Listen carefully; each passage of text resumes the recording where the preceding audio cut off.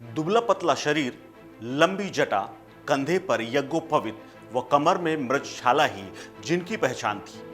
पूर्व राष्ट्रपति डॉक्टर राजेंद्र प्रसाद, पंडित मदन मोहन मालवीय, पूर्व प्रधानमंत्री जवाहरलाल नेहरू, इंदिरा गांधी, अटल बिहारी वाजपेयी, लालू प्रसाद यादव, मुलायम सिंह यादव सहित विदेश के कई अनेक लोग भी जिनके सामने शीश नवाते थे।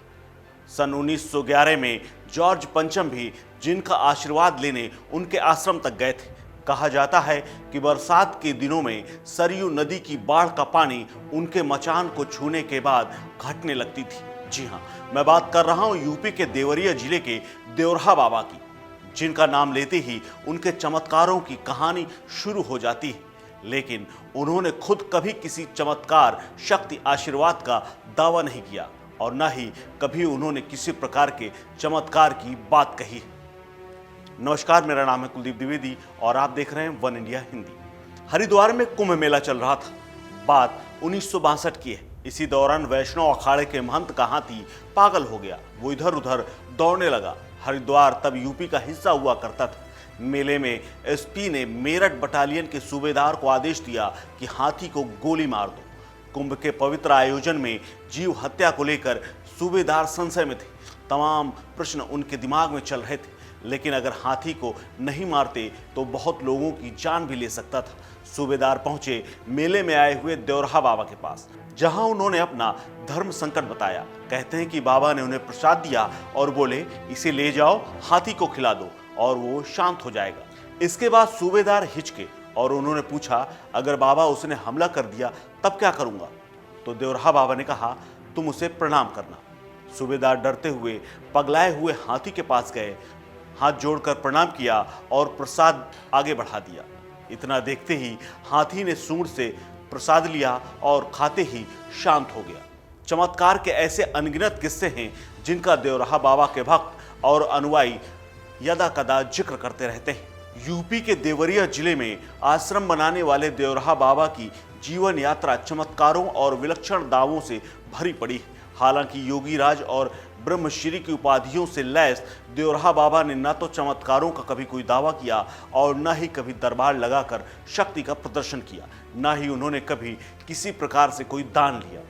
उनके अनुयायियों में देश के दिग्गज राजनेताओं, राष्ट्रपति, प्रधानमंत्री, मुख्यमंत्रियों तक की लंबी फहरिस्त है। उनके समर्थक बताते हैं कि इस चमक धमक से अप्रभावित हुए बिना देवरहा बाबा देवरिया में सरयू नदी के किनारे बांस के बने हुए मचान में रहा करते थे। जब कोई उनका आशीर्वाद लेने जाता तो वो अपना एक पैर बाहर लटका देते और उसी को छूकर लोग आशीर्वाद ले लेते। कोई उसे सिर पर रख लेता, कोई उसे माथे से लगा लेता। उनका जन्म कब हुआ, कहाँ से आए, उनकी आयु क्या थी, ये हमेशा एक रहस्य रहा, जो आज भी अलग अलग दावों की गुत्थी में उलझा हुआ है। बताया जाता है कि वो वृंदावन से आए और देवरिया में आश्रम बनाकर रहने लगे। वो अष्टांग योग के सिद्ध थे और बदन में अमूमन एक वस्त्र लपेटकर ही बांस के 12 फीट लंबे मचान में रहा करते थे। 1954 में प्रयागराज में जब कुंभ हुआ तो वहां देवरहा बाबा का स्वागत करने वालों में तत्कालीन राष्ट्रपति राजेंद्र प्रसाद के साथ प्रधानमंत्री लाल बहादुर शास्त्री, राज्यपाल कन्हैया लाल, माणिक लाल मुंशी, मुख्यमंत्री संपूर्णानंद सहित कई राजनीतिक हस्तियां वहां मौजूद थी। राजेंद्र प्रसाद ने खुद अपने लेखों में कई बार देवरहा बाबा का जिक्र किया है। उसमें उन्होंने बताया कि बाबा के आश्रम में उनके पिता उन्हें बचपन में ले गए थे। तब बाबा ने कहा था कि ये बालक एक दिन महत्वपूर्ण पद तक पहुंचेगा और असीम ऊंचाइयों को छुएगा। देवरहा बाबा के राजनीतिक और सामाजिक प्रभावों को इससे भी समझा जा सकता है कि उन्होंने यूपी विधानसभा के पहले अध्यक्ष, कांग्रेस के नेता और स्वतंत्रता संग्राम सेनानी रहे पुरुषोत्तम दास टंडन को राजश्री की उपाधि प्रदान की थी। ये उपाधि आज भी टंडन की पहचान से जुड़ी हुई है। लोकसभा चुनाव में यूपी के देवरिया सीट की चुनावी चर्चा बाबा और इंदिरा गांधी की मुलाकात के बिना अधूरी रह जाती है। यहाँ के कांग्रेस के पुराने चेहरे बताते हैं कि इमरजेंसी लगने के बाद विरोध की ऐसी लहर उपजी थी कि इंदिरा गांधी उसमें समा सकती थी, उनकी सत्ता बह सकती थी। वो सत्ता वापसी की कवायद में लगी हुई थी। इसी समय यूपी के बड़े सियासी चेहरों में से शुमार कमलापति त्रिपाठी और सीपीएन सिंह ने इंदिरा को देवरहा बाबा से मिलने की सलाह दे डाली।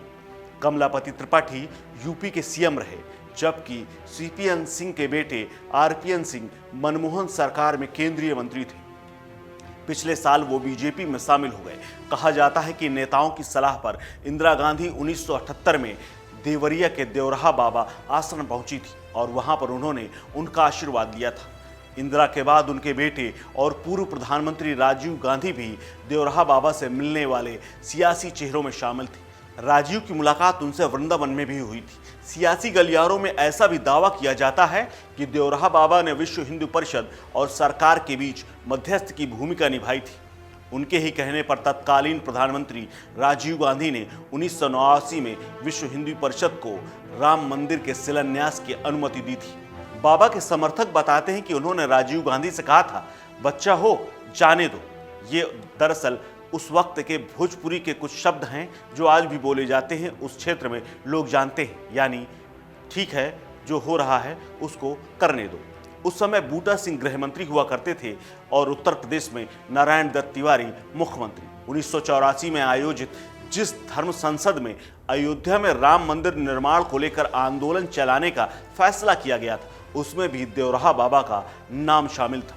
और उसके बाद जब बाबरी मस्जिद को गिराया गया और आंदोलन की बात आगे बढ़ी, उसके बाद उनका नाम जांच तक में शामिल हुआ था। दरअसल देवराहा बाबा यूपी के नाथ नंदौली ग्राम लार रोड देवरिया जिले के रहने वाले बताए जाते हैं। देवरिया जिले के होने के कारण ही उनका नाम देवराहा बाबा पड़ा। आयु, योग, ध्यान और आशीर्वाद वरदान देने की क्षमता के कारण लोग उन्हें सिद्ध संत कहते थे। देवराहा बाबा का जन्म कहाँ हुआ, कब हुआ, ये अज्ञात है। देवराहा बाबा के अनुयायियों का मानना है कि बाबा तकरीबन 250 से 500 साल तक जिंदा रहे और उनकी मृत्यु 19 जून 1990 को हुई थी। इस बाबा के चमत्कारी शक्ति के बारे में तरह तरह की बातें कही जाती हैं। 19 जून 1990 को देवराहा बाबा ने अंतिम सांस ली थी तो पूरे देश के नेता, अफसर, समर्थक उनकी अंतिम यात्रा में शामिल हुए थे। हाल ही में यूपी की योगी सरकार ने देवरिया में बन रहे मेडिकल कॉलेज का नाम भी देवराहा बाबा के नाम पर कर दिया है, यानी उनके नाम से ये मेडिकल कॉलेज जाना जाएगा। इलाके के लोग यहाँ तक बताते हैं कि देवराहा बाबा अपने हाथ से कभी किसी को आशीर्वाद नहीं देते थे और वो सिर्फ पैर, यानी कि उनका पैर लोग माथे से लगाते थे। उनके यहाँ न तो कोई प्रसाद चढ़ता था, न ही किसी प्रकार का कोई दान पत्र हुआ करता था, सिर्फ होता था तो एक मचान। इस खबर में फिलहाल इतना ही। अपडेट्स के लिए बने रहिए वन इंडिया के साथ। नमस्कार।